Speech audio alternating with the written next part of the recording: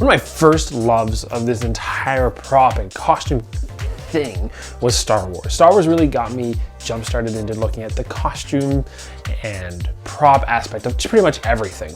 Now there's other shows which I'll eventually go into in other videos and maybe even a prop and costume story video eventually, talking about where everything came from. But Star Wars was a big impact on all of that, and specifically was the original trilogy. And one of the things I really liked about that was Luke's journey. Now Luke's journey was a little bit different than Anakin's journey in how Anakin was grabbed at a young age and eventually became a Jedi, and then had to deal with being a Jedi. And what that meant for him was Luke had almost a simpler journey. His life was boring, and he became this hero and had to face off with Darth Vader and all these other main staples of what made the original Star Wars so interesting. And it was fantastic. And Luke was probably my first favorite Jedi. Well, I originally liked my first real series watched through of A New Hope. I absolutely loved Obi-Wan, and of course he died.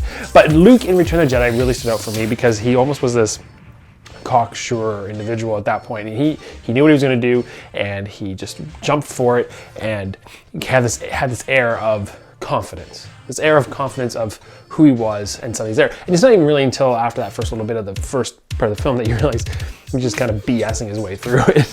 But that costume that he was wearing was one of my favorites, and I've never ever really looked at doing it until recently, mainly because I kind of wanted to get away from Anakin as my only Star Wars costume. I do have a regular generic Jedi from the prequel trilogy as well, because I love the prequel Jedi. They're amazing, but they all did take their cue from Luke in Return of the Jedi 100%. And I want to quickly show you the cape that Luke wears. And you only can really see it in the very beginning of the film when Luke shows up in Jabba's palace, and he, force chokes or force pushes away the Gamorrean guards, and then you see him in his pose, his relaxed pose, being Luke. And as soon as he drops down the Rancor pit, it's gone. But it's a really interesting cape for a couple of reasons. One is it doesn't have any clasps, doesn't have any sleeves.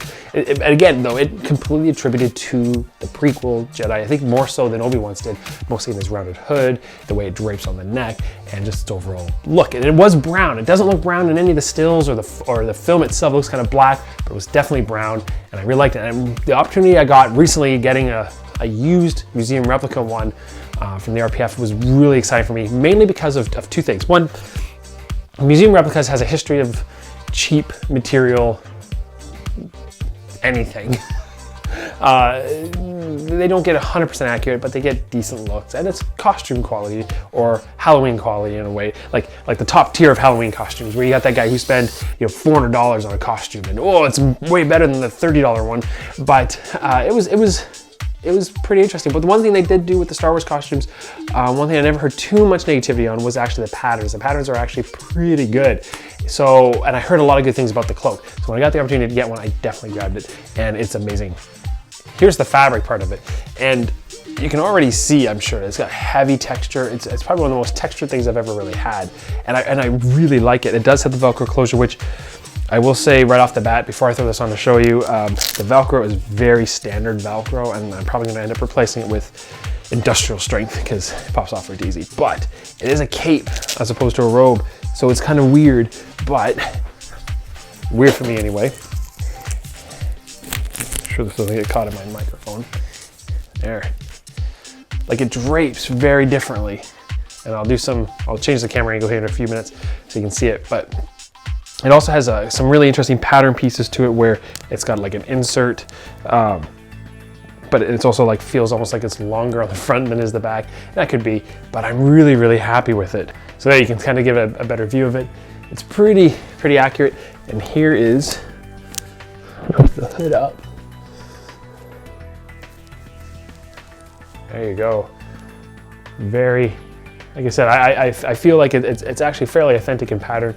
It's really good. One thing that Jedi costumers fight with is the size of the hood. And I think this one really gets it. But yeah, I'm really happy with it. If you have any questions about it, just ask me down below. It's a really interesting piece. Again, because I mentioned I got this on the RPF, it's not like you can just go get one.